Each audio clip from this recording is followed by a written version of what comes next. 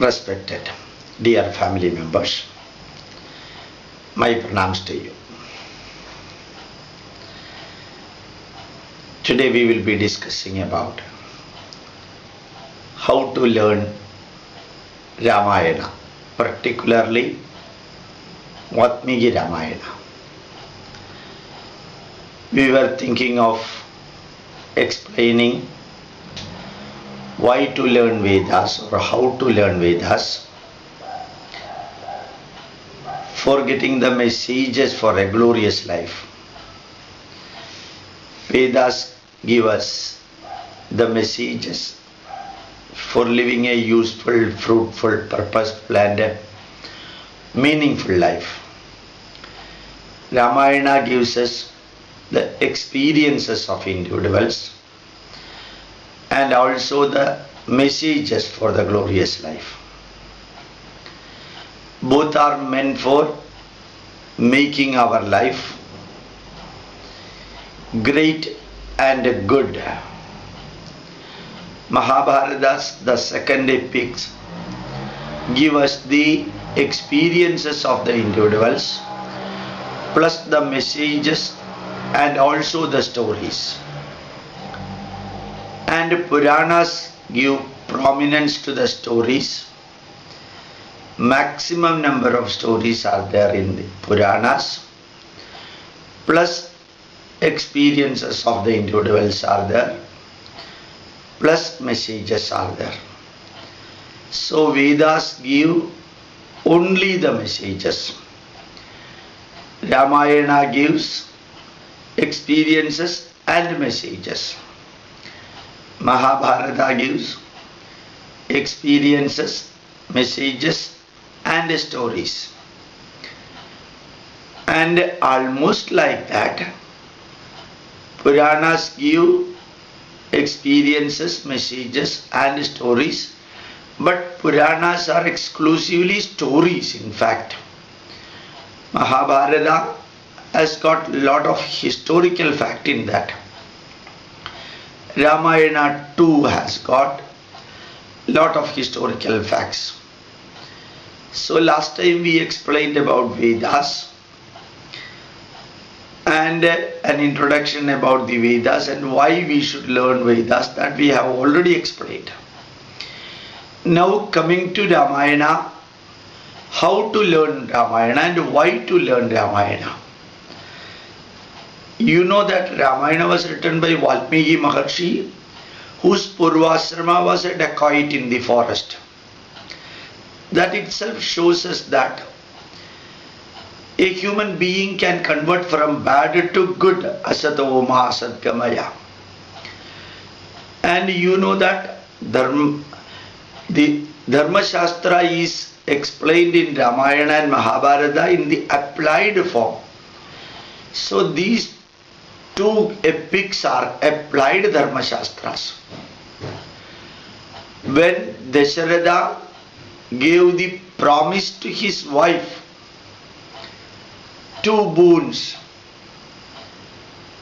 and Kaikeyi wanted to take the boons later.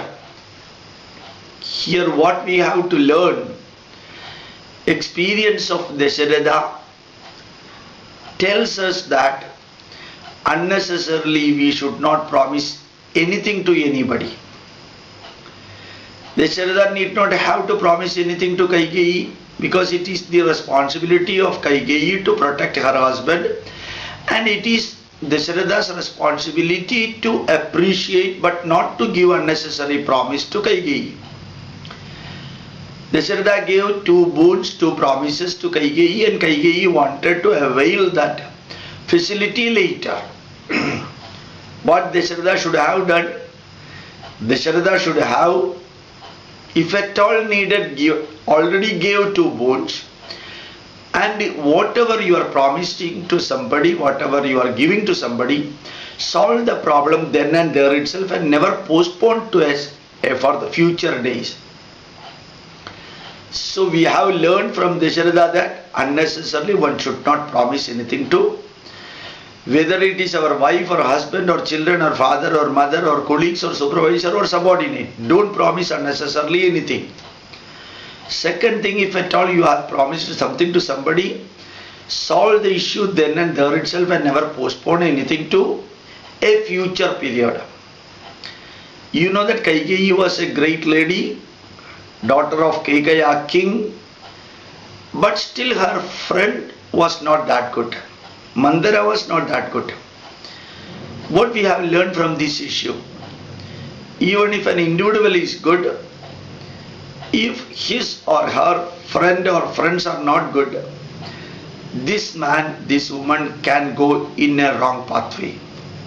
So whether it is our father or mother or son or daughter or wife or husband, they may be good.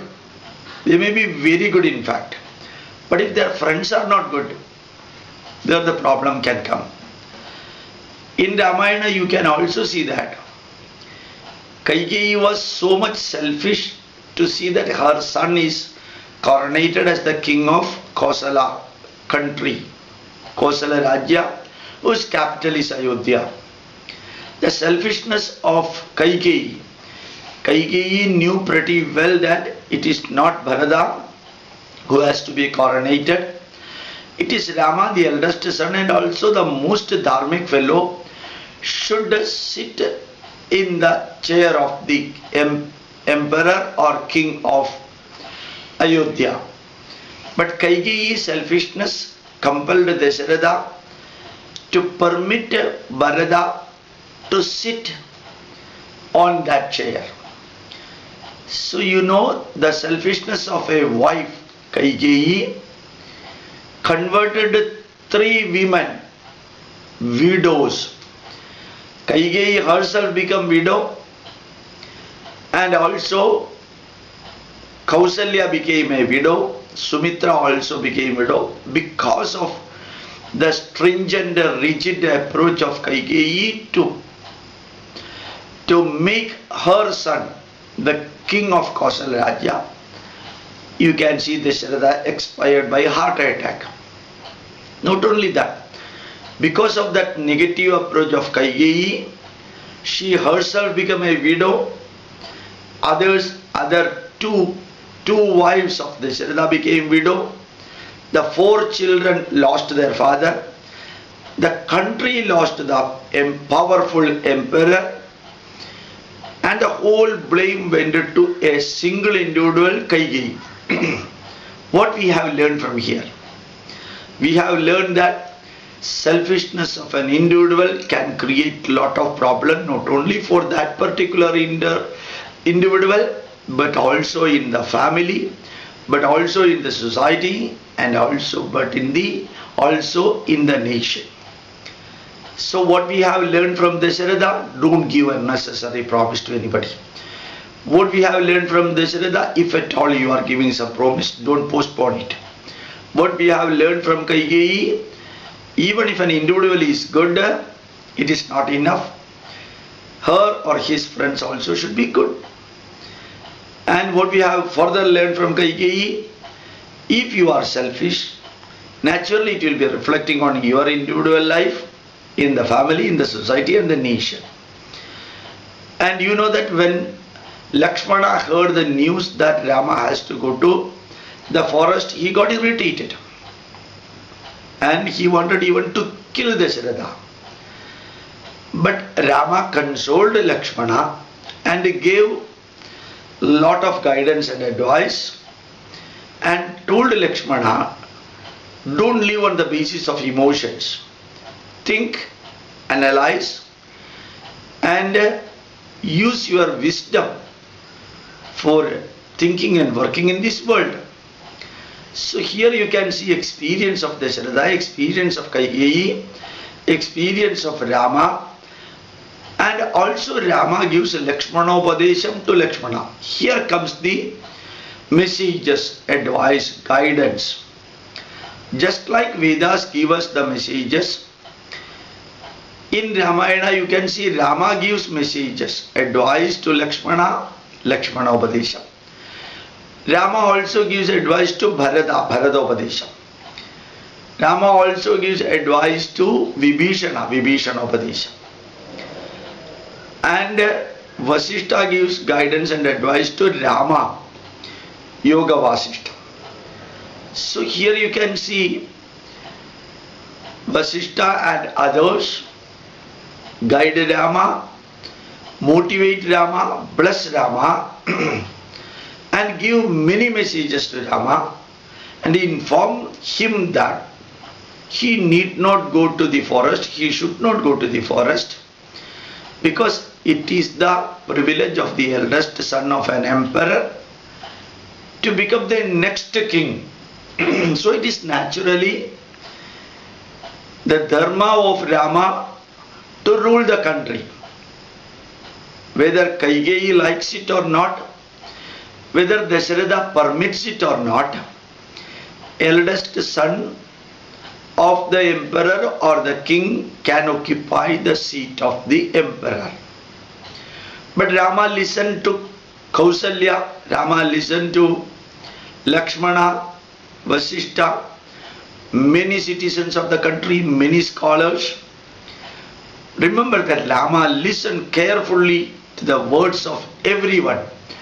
But finally Rama took his own decision. He did not wait for others to give him decision. He took suggestions and took a decision by himself. Took suggestion from outsiders, but took decision by himself. This is exactly what every CEO or every manager or MD of a company should also do. Come back, you can see a manager should never give unnecessary promise to the employees. If at all a manager or CEO giving promises to his colleagues, subordinates or supervisor or any company management, solve the issue then and there itself and never postpone it. You can see a CEO can learn a lot from Kaigeyi. Our colleagues, our friends may be good, but their friends may not be good. That can create problem. A CEO should not act based on the emotions, just like Lakshmana acted. Even Michael Dell, the real CEO of Dell Computers, once told that when we stopped acting based on the emotions and now we will be acting only based on data, P&L account, profit and loss account. So every decision is to be taken based on rational, scientific and logical analysis, not merely based on others' advice alone. So Rama stood like that. Lakshmana got affected by violent emotions. And you can see Bharata, he knew pretty well that he is not the real heir of the country. He should not sit in the seat of the emperor. And it is Sri Rama's role to play the king of Kosala. So Bharata was very perfect. He said he will not occupy the chair because it is not his duty to become the king. And he never expected such unfavorable things for himself. And he knew pretty well that he does not deserve the chair of the king of Kosala. So he kept himself away from the chair.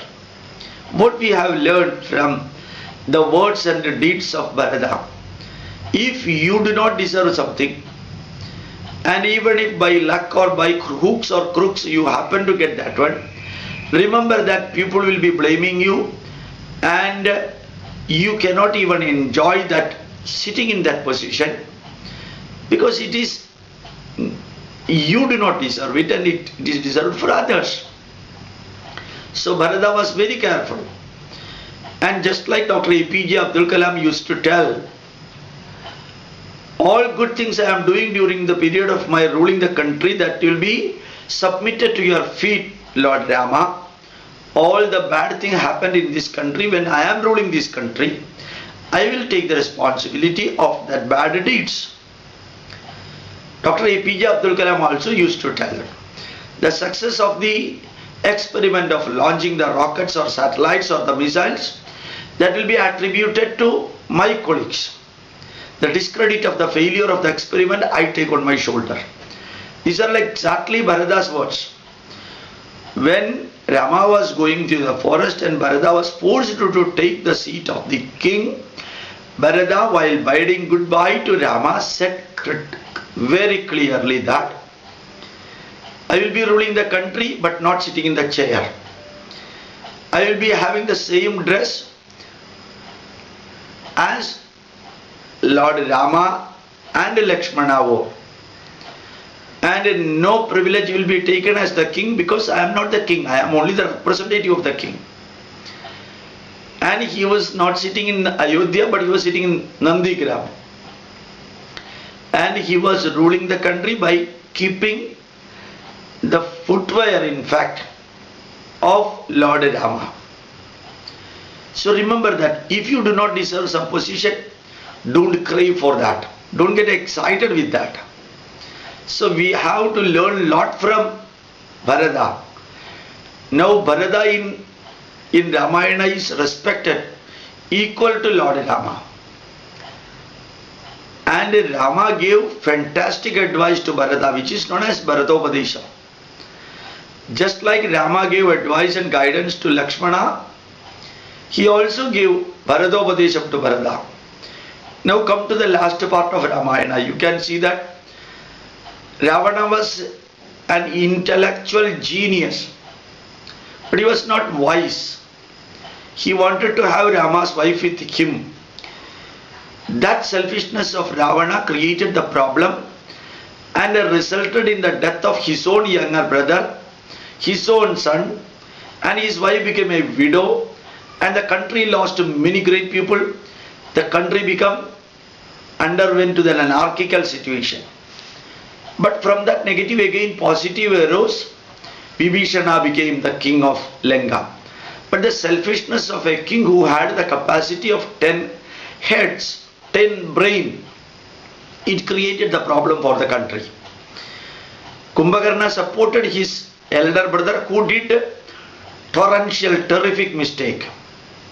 So when Kumbhakarna supported his own brother who did a mistake, the brother died and the younger brother also died. Vibhishana did not support Ravana, so he did not become the part of the mistakes, the crime. The son supported the father for the father's wrong dealings. The son also expired. Many of the ministers supported the king. They also got vanished from the country. So the selfishness of a king, selfishness of an elder brother, selfishness of the individual created the problem for others. And think about Sita Devi. She may be incarnation of Mahalakshmi. She disobeyed Lakshmana. She crossed the Lakshmana Rekha. What is happening in our family? When Sita crossed Lakshmana Rekha, she was taken away by Ravana. And it is the responsibility of Sita Devi for her own problems. It is not others created problem for Sita Devi. Like that in our family also, our wives or daughter or son or we ourselves, our sisters, our brothers, our mother, our father, when we cross the Lakshmana Rekha, we create problem for ourselves. In our office also, when we cross our Lakshmana Rekha, we may be an ordinary individual as a clerk or manager, assistant manager, director, deputy director, CEO or financial officer or personal HR head, whatever may be. When we cross Lakshmana Rekha, we create problem for ourselves. For every action there is an equal and opposite reaction to be experienced by the actor. So Sita Devi created problem for herself. Dasharatha created problem for himself by unnecessarily giving 2 promises to his wife.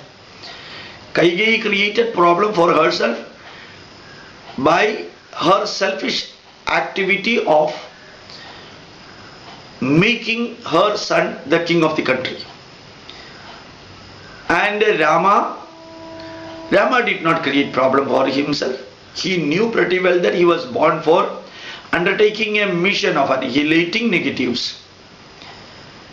And many promises given for many people. Some of them took the promise, but some of them rejected. Hanuman never took any promise. He never wanted anything.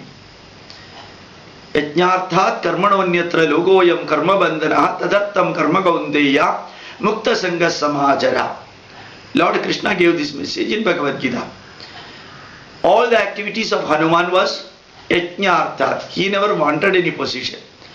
He never wanted any remuneration. He never wanted to become the minister or the supporter or anything like that. He was acting exclusively upon the basis of devotion, dedication and sincerity. DDS. So Hanuman could raise himself to a higher level and he could also come down to the ground level.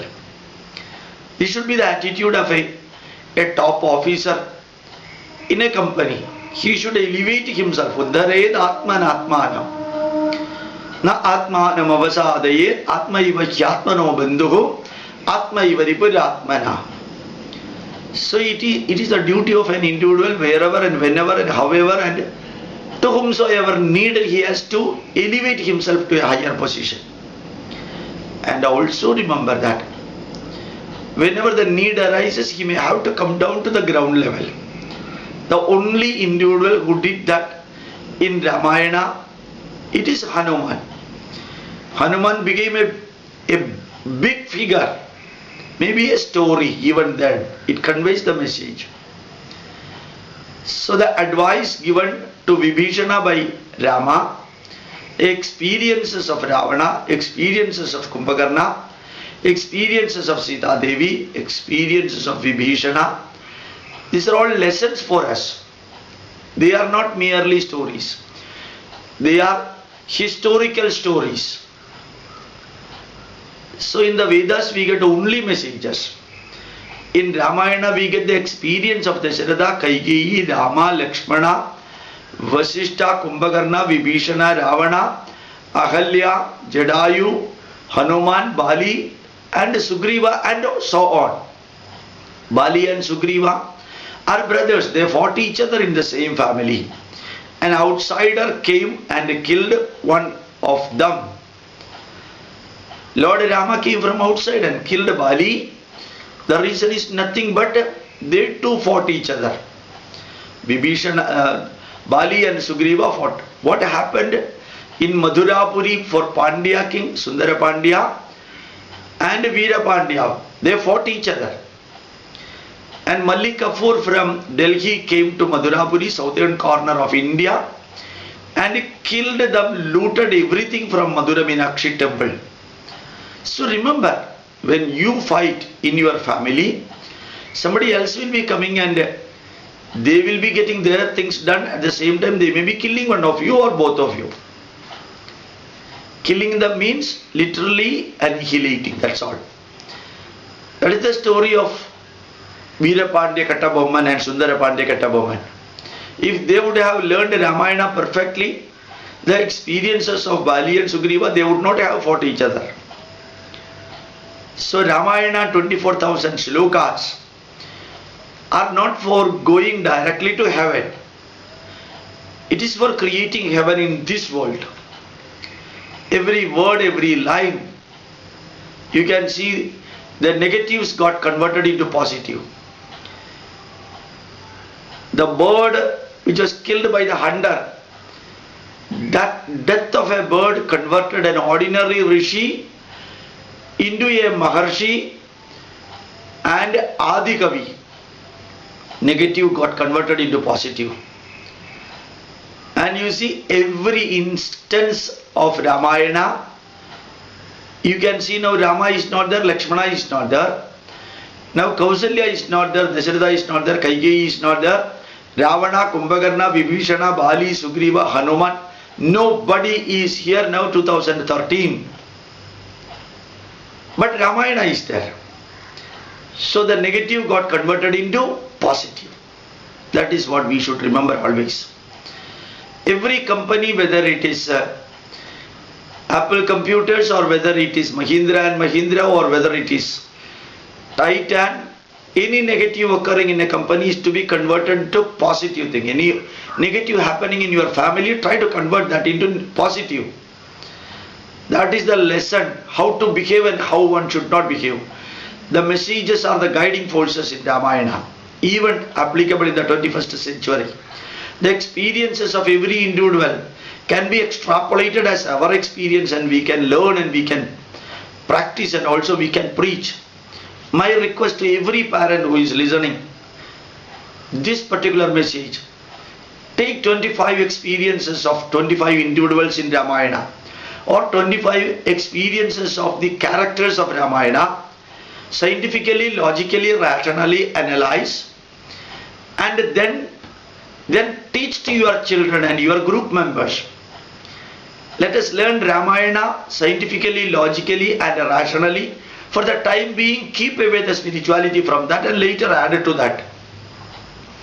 If you are filling Ramayana with spirituality, automatically we will find out the excuse that for Rama, for Lakshmana, for Bharata, those type of activities are okay, but I am an ordinary individual. I cannot become like the characters of the Ramayana. I should also become. I should also learn. If I live like Rama, I will be getting the experience of Rama. If I live like Lakshmana, if I live like Ravana, if I live like Kumbhakarna or Vibhishana, my experiences will also be exactly like that. One need not learn everything in this world by experiencing that, but learn from others' experience also. Then definitely I am sure that you will be learning a lot from Ramayana. You need not read 24,000 slokas every day, every month. Once you know the experience of others, analyze it and experience in your life, practice in your life, and also teach others. Don't behave like Ravana, because the pathetic death of Ravana will be following you. Behave like Vibhishana, you will also be blessed. Behave like Bharata, but don't behave like Kaikeyi. And these are all the experiences that we will be getting. 25 experiences or events from Ramayana. Take that, practice it, and inform others. Thus, Ramayana learning will be over within one day. If you are interested in learning 24,000 slokas, go ahead. But the need is learning the messages given in Ramayana and experiences of the individuals. My request to you, learn and teach others. It is not difficult at all. Vedas are meant for messages. Ramayana is meant for experiences and messages. My pranams to you. Thank you very much.